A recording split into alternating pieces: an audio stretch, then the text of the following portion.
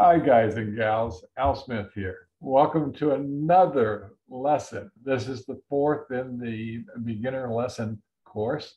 And today we're going to talk about how to respond, what the responder bids in when their partner opens one heart or one spade. And that's what we're going to discuss in relationship to bidding. And then we're going to talk a little bit about developing tricks through length. It's one of the declare play techniques to create tricks. So let's go ahead and jump right into it. Okay, let's review what the requirements are for making a one level suit open. Okay, and this is going to be opening in a major suit. And as you'll remember, to open one heart or one spade, you need to have 5+ cards in the suit, and you need to have 13 to 17 length points with with a to open. And I wonder what that is. Strong two-level suit opens. Okay.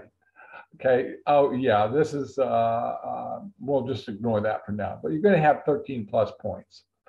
Okay. And in the basic standard American that we're learning right now, if you've got 19 plus points, 18 plus points, you're going to open with a strong two. As you get to learn more, you're going to learn about weak twos, and you'll probably get rid of that. But for right now, you're going to open one of a major suit with 13 to 17 points. Okay, now the responder needs to discover and communicate information. Okay, and the first thing that the responder wants to discover is what the strain is. Now, we use the word strain because you've got suits and no trump, so strain is any one of those five things. So we want to determine which suit, if any, would be best to put the contract in. And we need to determine what the level is that we want the contract to be at. We're going to do that based upon what we estimate to be the combined strength of two hands put together. Now, let's talk about the roles of the partner. We've got the responder. Okay, the responder, as we discussed previously, is the captain until the responder makes a limiting bid, because the captain is going to know more about what their partner has than their partner knows about what they have. Okay, and we then describe the opener as the describer, because in essence you have the responder, the captain, asking the opener to further describe his or her hand. Okay, and there are three types of responder bids, and we saw these last week with respect to one no trump. We've got forcing, where the opener must bid again; non-forcing, which is a limit bid, and the bids that the opener may pass. Now, if it's a forcing bid, the opener may not pass. They must bid again. If it's a non-forcing bid, it's optional. And if it's a sign-off, and there's two types of non-forcing bids. There's a sign-off that says, hey, I've told you everything that I've got. You make the decision whether you want to bid again, but I'm done. Okay, and then there's invitational. Says, hey, I've got kind of a middle range hand, probably 10 to 11 points. And you have to look at your hand and decide whether you want to go further or not. Okay, so we've got those types of bids. Now let's look at responder hand valuation. Now, up to this particular point in time, we have talked about starting points or length points, which are we determined by taking the number of high card points plus the length points for any nut cards more than 4 in a suit. Now, what we're going to do, one of the things you need to learn is to reevaluate your hand after every bid. All right, and there's a short video in the next course or series of lessons that talks about this. But what you're going to want to do is revalue your hand after your partner opens.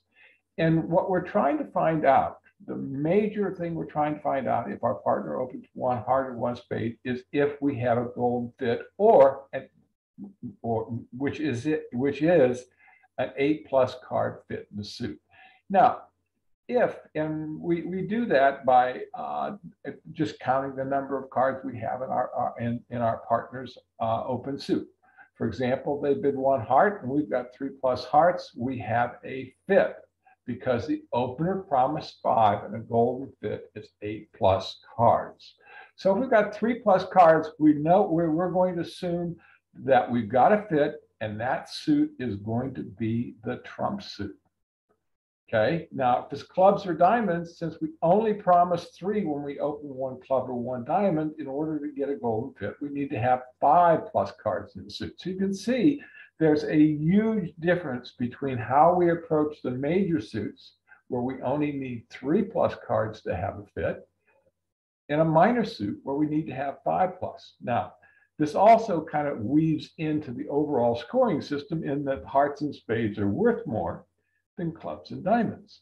So that you can see from right here, and in terms of the hearts and spades being worth more, of why there is such a preference to place the contract in a major suit over a minor suit. Just because it's, you've got a lot more information. The bidding system supports that by giving you more information. Okay, if you have a golden fit, what the responder is going to do is revalue his or her hand using dummy points or distribution points. I can't make up my mind which one it should be called or which one is the most commonly used, but this is the way that I denote dummy points or distribution points, a big D with point superscript. All right, now how do we calculate dummy points? Well, we got dummy points equal high card points plus distribution points. Okay, now notice when we talked about length points, we had high card points plus length points. So we've got 2 different types of points now. Well, actually 3. We've got high card points, which don't include length or distribution. And we've got length points, which we use to initially evaluate our hand. And we have distribution points once we find that we have a golden fit.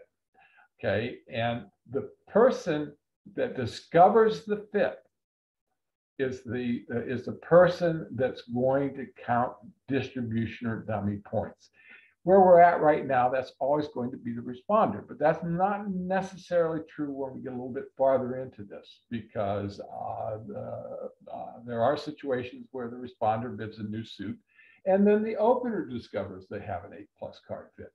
So for right now, we're going to focus on it from the standpoint of the responder. If the responder says, hey, I've got 3+ cards in the suit, they know they've got a golden fit, they're going to revalue their hand using dummy points, and they're going to give themselves 5 extra points for a void, 3 extra points for a singleton, that's 1 card in the suit, and 1 point for a doubleton, that's 2 cards in the suit. All right. So if there's no golden fit, if the responder has no golden fit, the responder continues to use length points. Okay, so now if you've discovered you've got a fit, you have decided on what trump is going to be, and you're going to use distribution points. If you don't have a fit, you're still searching for where you might have a fit and where you want to play the contract, and you're going to continue to use length points. Okay. So let's take a look at a sample hand here. All right, and we've got 4 spades up here, 5 diamonds, 4 clubs. Hey, we don't have any hearts. Okay, and what happens? Our partner opens 1 spade. How do we feel? Well, we feel great because we don't have any hearts, and we've got 4 spades, and we don't have a whole bunch of points, but we do have some points. So how many points do we have here? All right, well, we've got 3, 6, 7. Well, I got 3, 5, 6, 7. I can't add sometimes. 7 high card points, and we get 5 dummy points or distribution points for that void. So we end up with 12 distribution points. Okay, and if our partner opened 1 spade, they're telling us they've got 13+ points. Together, we're going to have 25. That's pretty good. We probably have enough points to make a game. All right. So now How do we feel instead if our partner opens one heart? Well, we feel pretty crappy or worried, whatever you want to do it, because we don't have any hearts. All right, so how many points do we have under this particular scenario? Well, we have 7 high card points still. Since we don't have a fit, we continue to count length points. So we have 1 length point, so we end up with 8 length points. So you can see why you would much prefer to find and have a fit, because you've got 12 points and you're going to have it's going to play really well. All right, now let's take a look at this diagram here. We'll try to build it incrementally so that you can get a good idea of how to respond if your partner opens 1 heart or 1 spade. All right, now the first thing we're going to do is we're going to check. First priority is check. Do you have 3 plus cards? If you've got 3 plus cards, you've got a golden fit. All right. Now, if you've got 6 to 9 distribution points, okay, you can do what we call a 1/1 race. For example, your partner opens 1 heart, you've got 3 plus hearts, and you've got 6 to 9 distribution points, you would bid 2 hearts. Okay, because you're making that 1/1 raise, it communicates to your partner that you only have 6 to 9 points. And that's a non-forcing invitational bid. You don't have a lot of points, but you don't know how much your partner has. Your partner might have a whole bucket full of points, and 6 to 9 points might be just enough for your partner to be able to bid game. So what you're trying to do is to clearly communicate to your partner by your first responder bid, that 1, you have a fit in your partner's bid suit. So that's going to be trump, and you're going to be trying to communicate how many points you have. And most of the time, we're trying to get that divided up into a point range of 2 to 3 points. Now, if you've got 3 plus cards and you've got 10 to 11 distribution points, we're going to call that a limit race.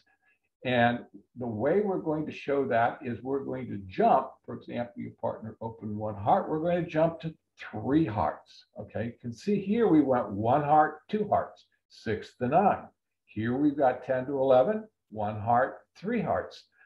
Okay, so we can see that we're actually bidding higher with more points.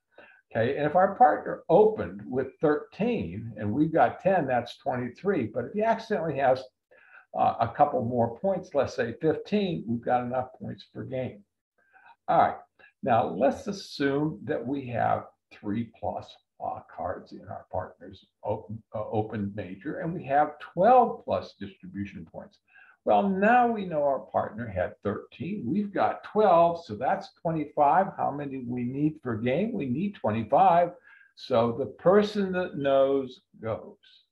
Okay, so we're going that instead of bidding 2 hearts or 3 hearts, we're going to bid 4 hearts. So we're going to go directly to game.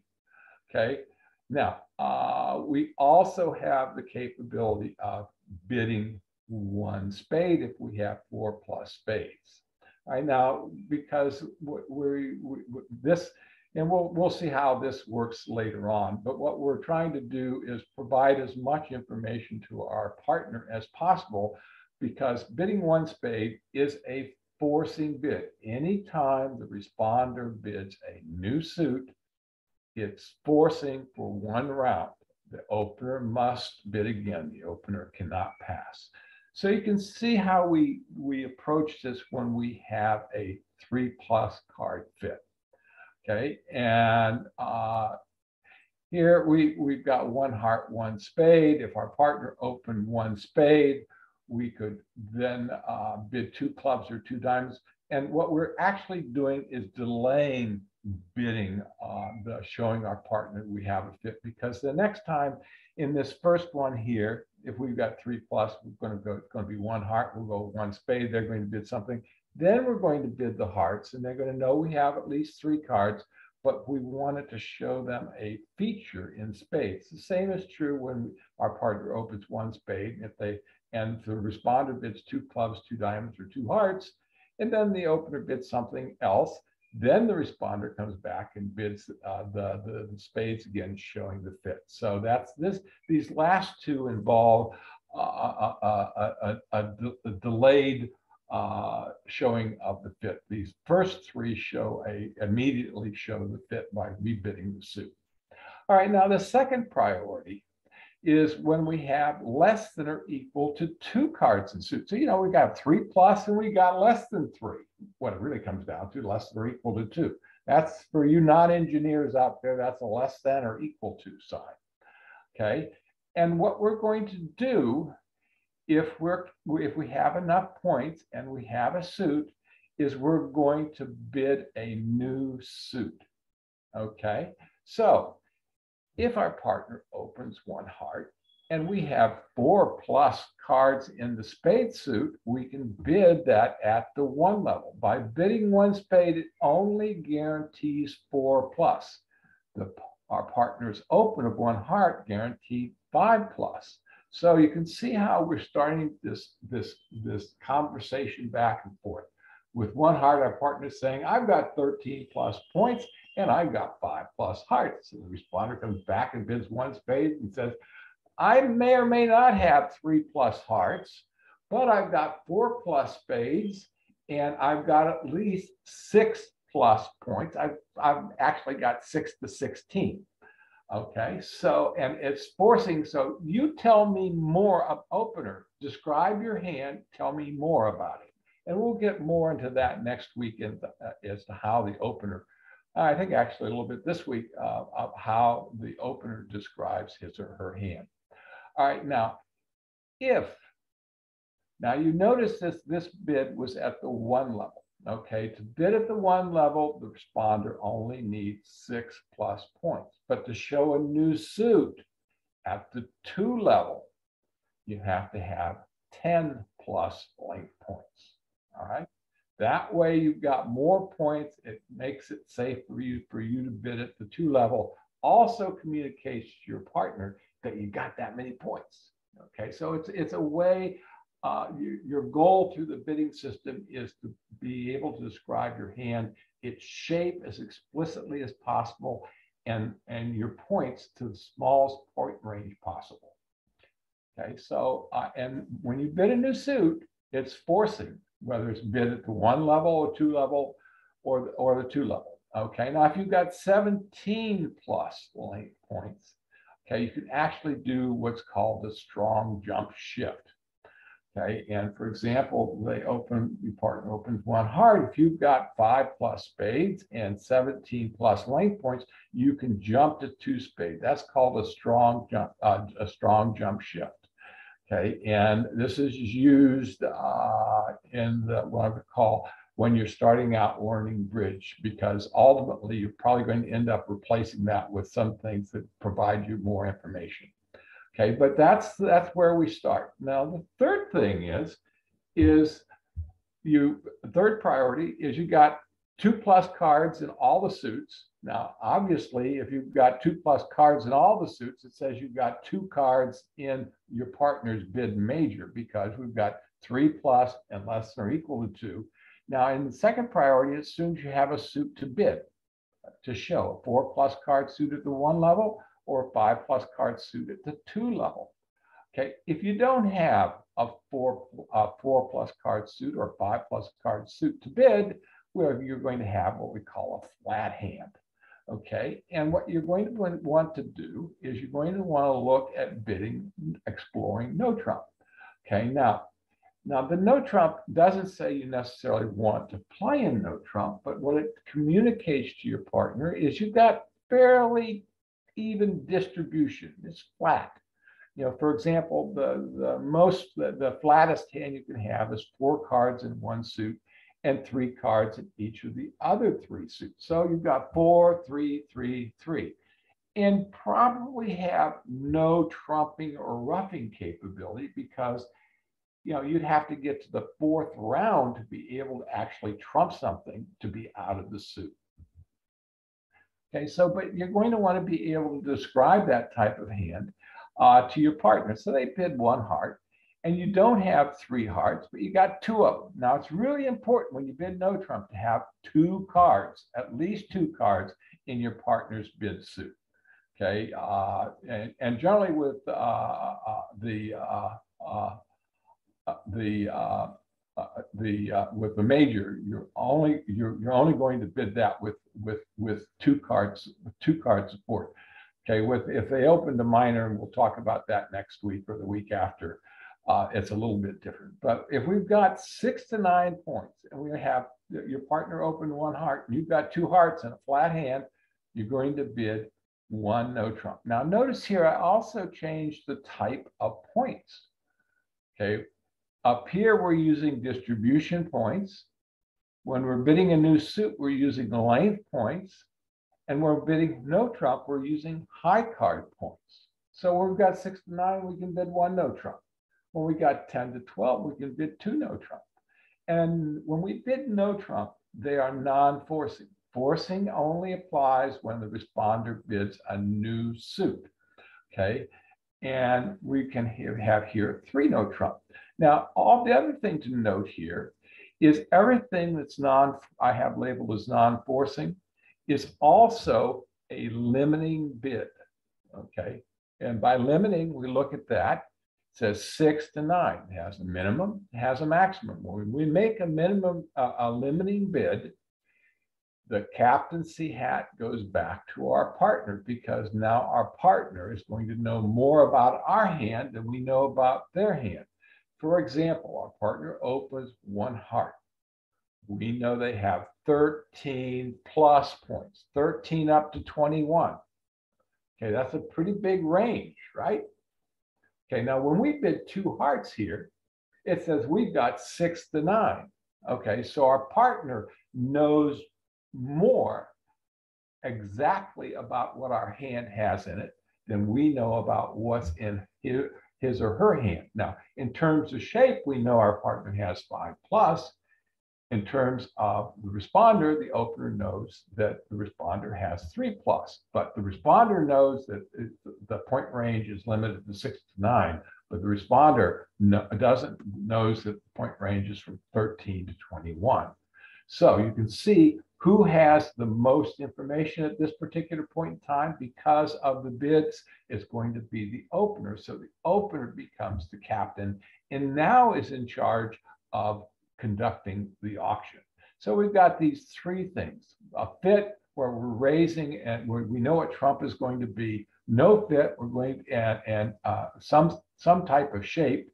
So we have some type of roughing power. We have 5 plus card suit, and we're going to bid a new suit. And when we have no real suit we can bid, but enough points, we're going to bid no trump. You can see how that works. Now, the 4th priority. Okay, I always hate the 4th priority. It's we don't have a fit. We don't, we could have 3 plus hearts, but we don't have enough points. We've got 0 to 5 points. When you got 0 to 5 points, you just want to keep your mouth shut and pass. Okay. Now, when you pass the first time, it doesn't mean you have to pass the second time. That's a very important concept to learn in bridge. Is that the pass is in that particular situation at that point in time. Okay, because when I was learning bridge, it took me probably about 6 months to figure out that if I passed the first time, I could actually say something the second time. I've always kind of thought I passed, well, I have to pass forever, but that's not true. So, but if you got 0 to 5, pass, because if you make any of these other bids, you're lying to your partner. Okay, you don't want to lie to your partner because that kind of ticks your partner off, because they would like to be able to take what you say to the bank. Okay, so this chart here summarizes the bidding system when your partner opens 1 heart or 1 spade. All right, now let's take a look at a couple other things that occur. All right, when you do not have a fit for your partner, you can have some different shaped hands that give you some challenges. For example, you can have 2 suits, each one of them having 5 plus cards in the suit. Okay, and you've got the 6 plus points. So you've got 6 plus points, so you want to bid to tell your partner, hey partner, I've got something. Now you've got 2 5 plus card suits. How are you going to bid so that you can ultimately describe your hand to the opener? Well, let's take an example here. You got 5 spades and 5 diamonds, and your partner opened 1 club or 1 heart. What are you going to bid? Okay, you're going to bid 1 spade. You're going to bid the higher ranking suit first, and then plan on bidding the lower ranking suit second. That way, when you bid the higher ranking suit, let's say in this particular case, you're going to go 1 spade, your partner's going to go, aha, my partner's got 4 plus spades. Then they bid something else because this is a forcing bid, and then you bid 2 diamonds. Okay, let's say that your partner then bids 2 clubs. You bid 2 diamonds. Now, because your partner is going to know you have at least 5 spades and 4 plus diamonds. Okay, so it's a way of making sure that you can describe a 2-suited hand at the lowest possible level. Okay, now we've got the situation, we've got 4 or 5 plus spades after 1 heart and 6 plus length points. Okay, and if you have no fit, you're going to bid 1 spade. Okay, it doesn't guarantee that you've got 6, but only guarantees you have 4. Then you have the situation of 5 plus clubs or diamonds after 1 heart and 1 spade. Because you're bidding at the 2 level, okay, you need to have 5 plus cards in that suit and 10 plus points. 1 level, only 4, and 6 plus points. So you see the difference between being able to make a bid at the 1 level and a bid at the 2 level. Okay, you're going to bid no trump with none of these above, like we discussed on the prior page. Okay, let's go through a couple of examples here and see how all of this works. Okay, in this particular hand, our partner opened 1 heart. We're the responder, and this is our hand. And we go, okay, well, before our partner bid, we valued our hand. We had 2, 3, 4, 5 high card points, 1 length point. We got 6 length points. So we're sitting there going, I got 6 length points. Okay, I hope my partner doesn't bid spades. I hope my partner doesn't bid spades. Yeah, I sit there and talk to myself like that, but not out loud, obviously. Okay, so our partner bids 1 heart. And we go, well, how many hearts we got? Well, I've got 3 of them. Is that a fit? Yeah, we've got a fit. So we're going to revalue our hand now using dummy points or distribution points. And we're going to say, okay, do we have shortness anything? Yeah, we've got a singleton spade. How much is a singleton worth? It's worth 3. So we're going to figure out our points. We've got 2, 3, 4, 5, 6 high card points, and we're going to add 3 to that. So we've got 9 distribution points. All right, so we pretty well figured out what we're going to be able to bid. If we go back and look at that chart, it says we've got 3 plus hearts, so we got a fit, and we've got 6 to 9 distribution points. That 9 fits right in there. It's the top end, but it fits right into that range. So we're going to bid 2 hearts, and our partner's going to know exactly, almost exactly what we have. You're going to know we've got 3 plus hearts and 6 to 9 distribution points. Okay, and if he doesn't have extra values in his hand or something, he's not going to go crazy. He's going to pass if he's going to try to buy that contract at the lowest possible level because he knows you can't make game. All right, let's look at example number 2. Okay, our partner opened 1 heart again. He said, okay, what do we got this time? Well, we've got, do we have a fit? Yeah, we do. We've got 4 hearts. Okay. You know, a partner bid 1 heart, that's got 5 plus. We've got 4. That means we've got at least 9.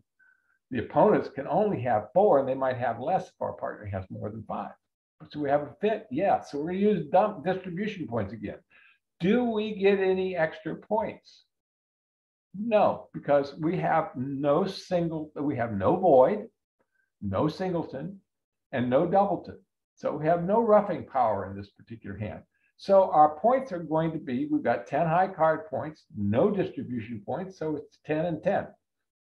Okay, that's not bad. It's just being able to understand and recognize the value of your hand, whether in relationship to a suit contract.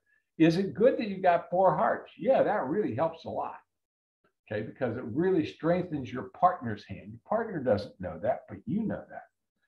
Okay, so what are we going to do here? We're going to make what's called a limit raise. We want to tell our partner we have a fit, 3 plus hearts, and 10 to 11 distribution points. We've got 10. We'd be happier if we had more, but we're going to jump to 3 hearts. So you can see how this works. It got parallels back to the chart. Let's look at example number 3. In this one, partner opens 1 heart. Do we have a fit? Yeah, we got a fit again. We got 1, 2, 3, 4 of those suckers. Okay, and do we have any distribution that we can count extra for here? We've got 4, 6, 8, 4, 8, 10, 12 high card points, and we've got the singletons club. Oh wow! So we're going to get 12 high card points plus 3 distribution points. It gives us 15 distribution points. Okay, our partner said they've got 5 plus hearts. We've got 4 hearts, so we know we've got a great fit. Our partner said he or she has got 13 plus points. I got 15, so that gives us 28. How many do we need for game? 25. So what are we going to do here? We're going to bid 4 hearts. Now, as you get more experience and so forth, you're probably going to learn that you don't want to do that because you want to keep the bidding lower so that you can actually potentially explore slam if your partner has a better than average hand. But to begin with, this is good enough. 2 hearts, 3 hearts, 4 hearts. You can see how that works. It works very nicely. Okay, let's look at example number 4. Here, our partner opens 1 heart, and we go, yuck, our partner opened 1 heart. I don't like that. I only got 1 of them. Do we have a fit? No, we don't have a fit. So we're going to continue to use length points. So what do we got in length points? We've got 3, 5, 6 high card points and 1 extra for that 5th diamond. So we have 7 length points. All right, now what are we going to do here? We got 5 diamonds and 4 spades. Okay. Here's where one of the underlying philosophies of the game, really important one, comes into play. Okay, preference for the major. We've got 4 spades. Now, we have 6 points. Now, how many points that are required to bid a suit at the 1 level? 6. We've got 7. Okay, how many are required to bid a suit at the 2 level? 10. We only have 7. So we can't even think about bidding those diamonds because we don't have enough points. But we want to say something to our partner. Okay, so we got those 4 spades, even though they're crappy looking. What we're going to do is bid 1 spade, because when we bid a suit, we're not promising quality, we're promising quantity. Okay, so we're saying, hey, partner, I may or may, now this is important, I may or may not have a fit for you in hearts. You're going to have to wait for my next bid to figure that out. But for right now, I'm telling you, I've got 6 plus points and 4 plus spades. Okay. Let's look at this next example. Wow, looks like a nice hand to me. Do we have a fit in hearts? No, we only have 2. Could we have a fit in hearts? Yeah, we could if our partner's got 6. Because what's 6 plus 2 is 8. That would be a golden fit. But we don't know that because our partner, 1 heart open, only guarantees 5 plus. So we have to assume 5 to begin with, unless he tells us we've got 6 later. And we'll learn next week how the opener tells us that he's got 6 later in next week's lesson. All right, so what do we got here? We don't have a fit, but we have a really nice hand. How many points do we got here? We've got 13 high card points and 2 length points. That's 15 length points. Okay, so you know, we know we're going to say something, but what are we going to say? Well, to make a strong jump shift, we're required to have 17. Okay, so what we're going to do is we're going to bid 1 spade again. Okay, so you can see there's a tremendous difference between the quality and the quantity of points and shape that we have between these 2 hands. And we're saying 1 spade to both of them. So this kind of shows you the low end of the 1 spade response. And this kind of shows you the high end of the 1 spade response. So the subsequent bids in the auction are going to be needed to help refine or communicate to your partner what you actually have. Do you have this kind of semi-crappy hand in the example number 4, or this wonderful hand in example 5? And that's what the subsequent bids in the auction are going to allow us to communicate back and forth between the partners. Let's look at example number 6. Again, our partner opens 1 heart. All right, now we only have 1 heart, so we don't have a fit. Okay, we could have 2 and we wouldn't have a fit. We only have 1. Okay, and we really don't like having shortness in our partner's bid suit, but that's the way it goes. That's the way the cookie crumbles. All right, now, do we have, how many points we got? We've got 12 plus 1 length point, we've got 13. So we've got enough points, more than 10 or more, to be able to show a suit at the 2 level. Now we've got 4 diamonds and 5 clubs. All right, now, when we show a suit at the 2 level, we want to have at least 5 cards in that suit. Not 4, we want to have 5. Okay, so what we can do with this hand is we're going to bid 2 clubs. And when we bid 2 clubs, it's going to say, hey, partner, I probably don't have 3 plus hearts. Okay, but I have 5 plus clubs and 10 plus points. You can take that to the bank. All right, so it's like painting a picture. We're painting a picture as to what's in for our partner, for what's in our hand, and he or she is painting a picture for us of what they have in their hand. Let's look at example number 7. All right, partner opened a heart again. I'm really in a rut with these 1 heart opens, aren't I? Okay, so do we have a fit? No. We don't have a fit. So we're going to use high card or length points. Okay, now let's count our points. We've got 3, 5, 6. We have 6 high card points because we don't have any length. We've got 3, 3, 4, 4, 3, 2 in terms of shape. We have we get no extra length points because we don't have a 5th card. And we actually have 6 high card points and 6 length points. Okay. We don't have a 5 card suit, okay? And we can't bid 1 spade because we only have 3 of them. But we've got 6 points. We want to, and we're really proud of those 6 points. Be proud of those 6 points because it gives you the capability of bidding. Stand up, wave the flag, tell your partner you've got something. That's what it's all about. Because if your partner thinks you're totally broke, they're not going to bid anymore. And you might have some great contracts that you can find and play. So what are we going to bid here? Okay, we don't have a suit. So instead of calling it no trump, we should have called it NS no suit. But we're going to bid 1 no trump. Okay, and what this shows is we don't have 4 spades. It guarantees we don't have 4 plus spades because if we had 4 plus spades, we would have bid 1 spade. Okay, so guarantees that. It also says I've got 6 to 9 points, and even if I've got a 5 plus card suit somewhere else, I can't bid it. But it says I've got a fairly flat hand. I've got 2 plus cards in every suit. So it gives some basic communication capability back and forth between your hand and your partner's hand if your partner becomes the declarer. All right, let's look at example number 8. And still got that shape. Now, you're going to find out over time that you're not going to really fall in love with flat hands because flat hands, it's a lot of fun to trump somebody's ace with your 2 of trumps because it takes the trick. All right. So here we've got 4, 4, 3, 2 again. That's considered to be a balanced flat hand. Okay, do we have a fit in hearts? Nope, we only have 2. Could we have a fit in heart? Yes, our partner's got 6, but we don't know that they have 6. So we have to assume that they only have 5 to begin with. So how many points we got? Well, in this one, we got 11 high card points. All right, so if we got between 10 or 11 high card points in a flat hand, what do we bid? We bid 2 no trump.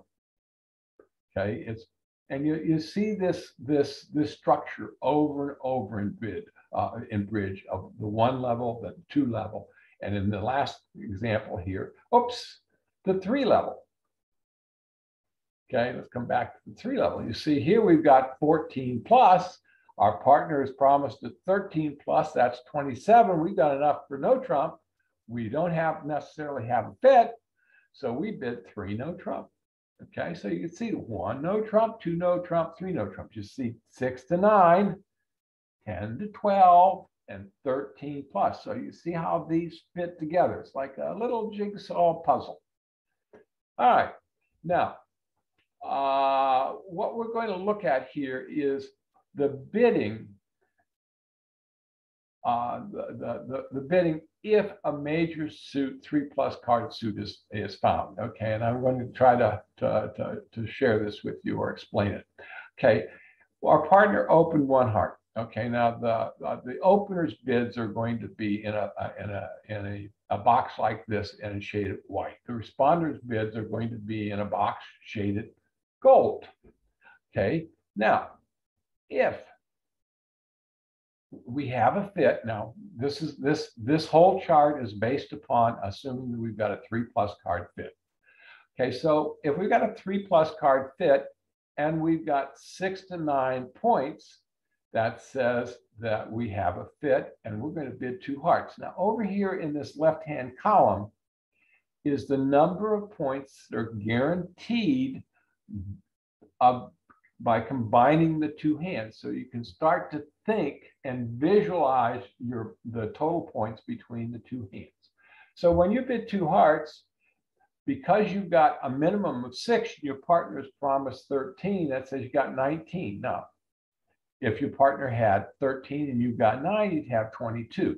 But you can see that this is establishing the floor. So with 6 to 9 points, we're going to bid 2 hearts. Now, what does the opener do? How does the opener use that information? Okay, we'll come back to that. Okay, now if you've got the 10 to 11, we're going to do 3 hearts. And if you got 19 plus, if the opener's got that shouldn't be 19, that should be 12 plus. I'm gonna have to fix that. My chart's wrong. Okay, you bid 4 hearts. Okay, so these are the basic responses by the responder with a fit. All right, let's come back to the 2 hearts. Okay, with the 2 hearts, if the opener has less than or equal to 15 points. Okay, what's 15 plus 9? 24. Is 24 greater than 25? No. So the opener knows that if they've got less than or equal to 15 points, they know they've got at least an 8 card fit because they promised 5 hearts to begin with. Okay, and that their partner has a max of 9. So, and they got less than 15, they're going to pass. Okay, they're not going to even think about anything else. They're going to pass. Okay, if they've got 17 to 18.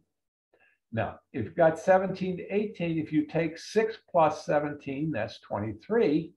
And you take 9 plus 18, that's 27. So we've got somewhere between 23 or 24 or 25 to 27.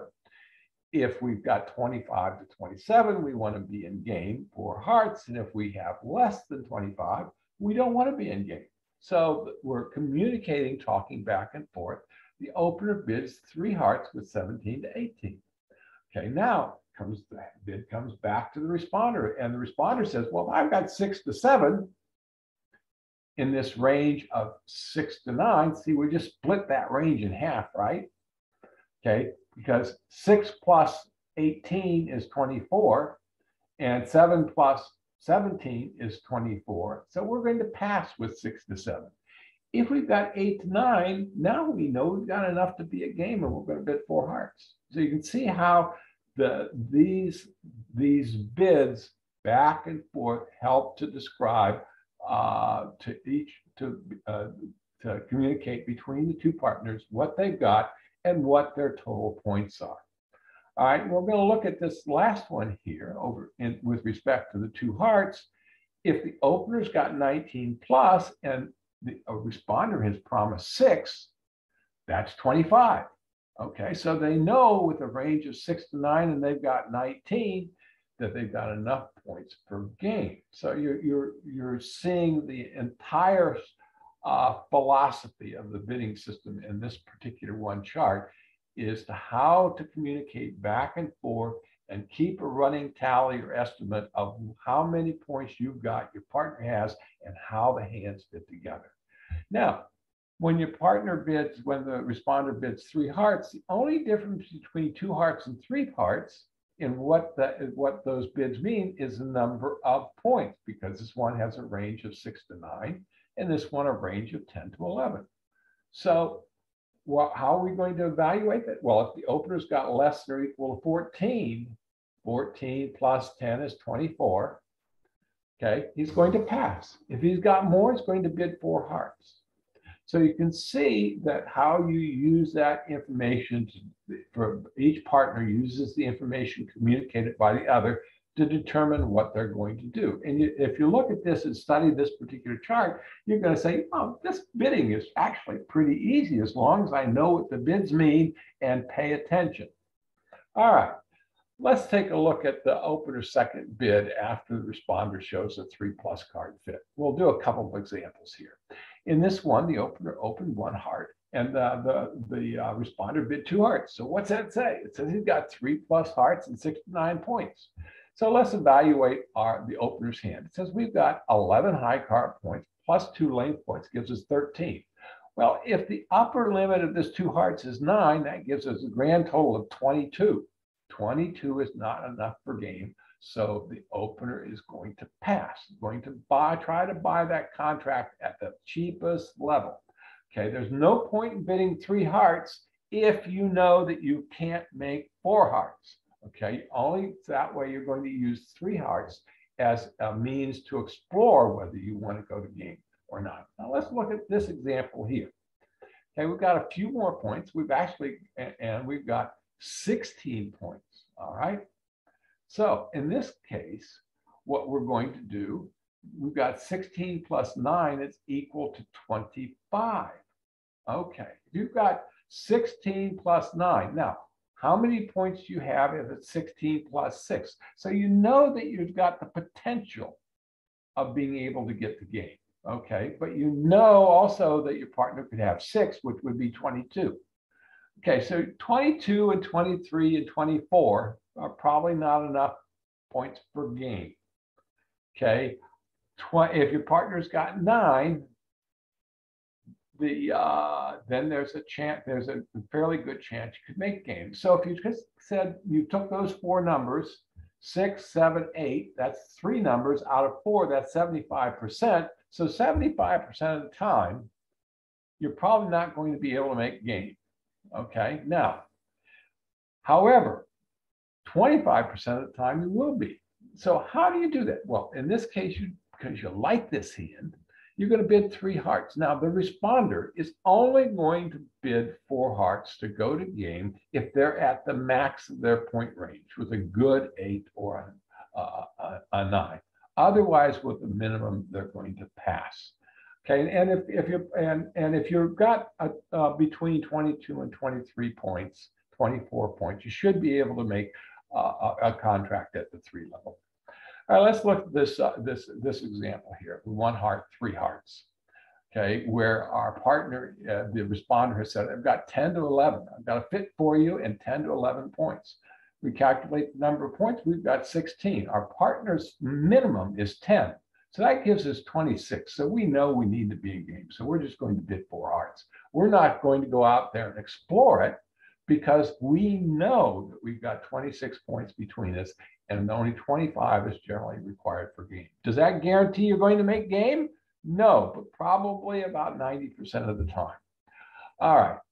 That now in relationship to the charts that we just went through and the examples, the same approach applies to 1 spade. Very little changes between the majors. So just I didn't bother to create charts for all those. I'll let you do that in your spare time. All right, let's talk about declare play again. Okay, what we talked about last week, well, you're going to see the same slide every week, and every week it's going to have one more line on it. And the first and most important thing to do is to develop a plan. Okay, and I'm just going to repeat this every week. You have to determine the number of tricks required for the contract. You count your number of sure tricks. That's going to allow you to determine the number of tricks you need. Okay, because your entire line of declare play or offense is based upon finding a way to get the tricks you need, because you're going to assume that you can take your sure tricks. Okay, now last week we talked about promotion. Okay, knock out the higher cards, and what's left, you've got the next higher cards. They're going to be good and can take tricks. This week we're going to talk about tricks through length. Okay, cards become winners when all the other cards in the suit are gone. Okay, it's not really complicated, but it takes a little getting used to.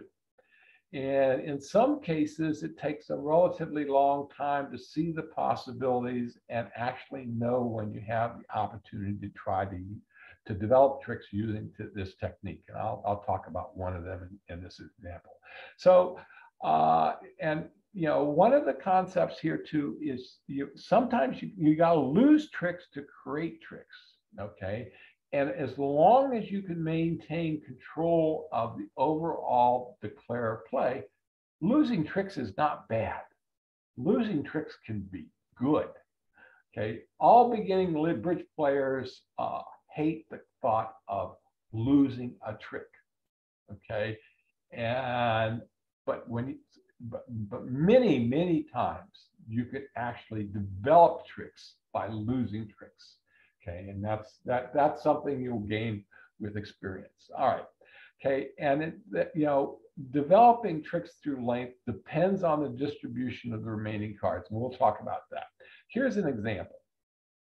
If you have 8 cards between you and your partner in a suit, okay, there are 5 cards that are outstanding.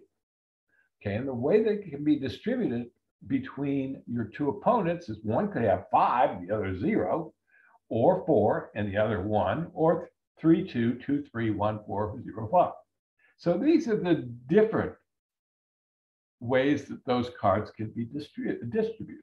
Okay, and believe it or not, the probability that will be 5, 0 or 0, 5 is it's actually 1/32, or around 3%. So each one of these 5, 0 or 0, 5 is 3%.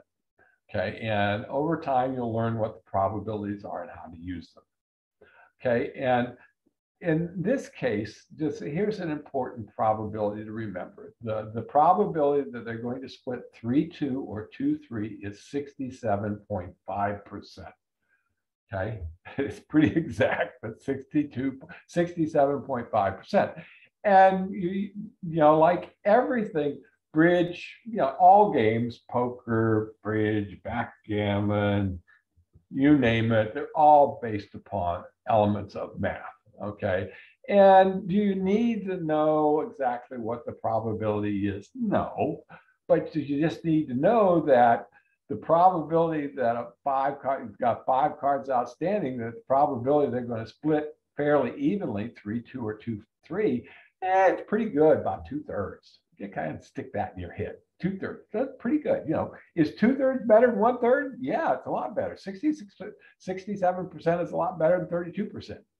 Okay, and when I started out, that's kind of the way I remembered it. I said, it's on a relative basis. It's the probability they're going to split is a lot better. That they're going to split 3-2 and 2-3 rather than the other ones. I don't remember what it was. I didn't know it was 67.5%, but I did know that it was better. The chances were pretty good. Okay, now let's take a look at some examples here about developing tricks through length. Okay, in this first example, we got the dummy. He's got the ace 9, 6, 3. And the declarer's got the king 8, 4, 2. Okay, so that's 8. That is 8 cards out of 13. All right, now, so if the cards split, where'd my mouse go? There's my mouse. 3-2. How many tricks can we get out of this suit?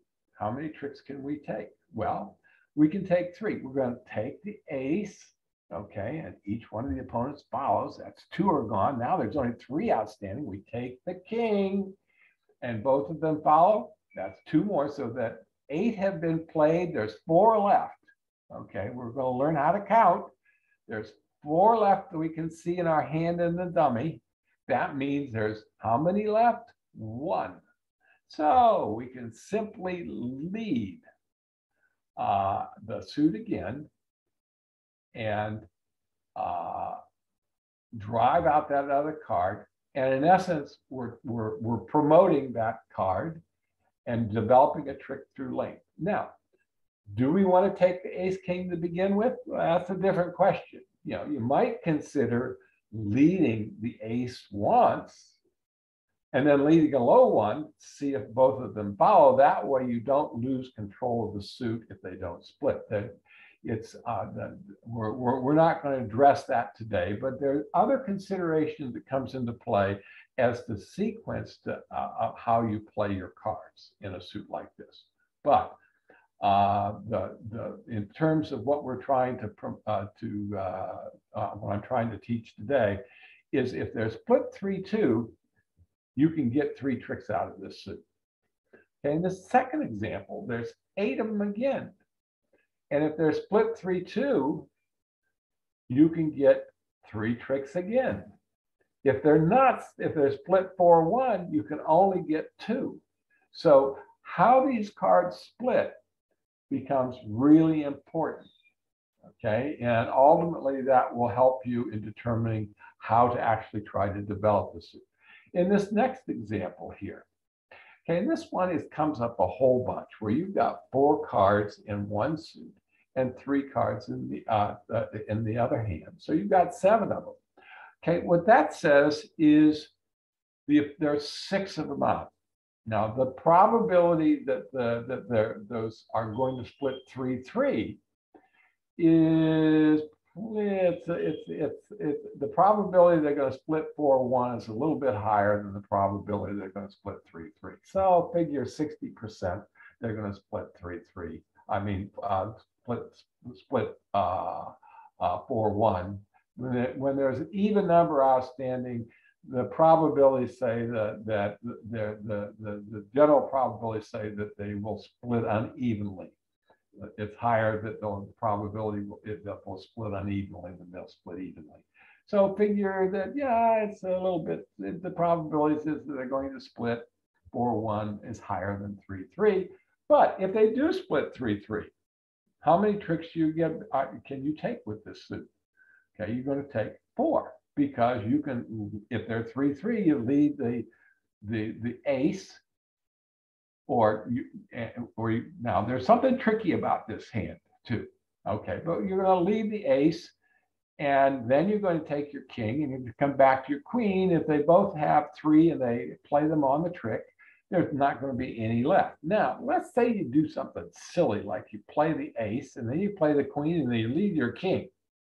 How are you going to get back to take that last, and they split 3-3. How are you going to get back to take that last card in that suit?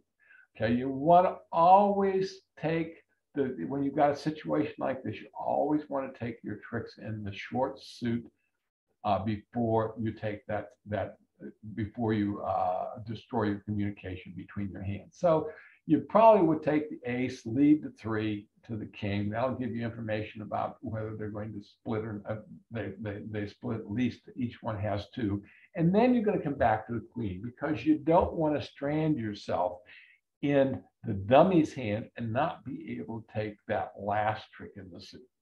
Let's look at this final example here. We've got 2, 4, 6, 2. That's 8. Okay, so you can see we're kind of focusing on 8 today.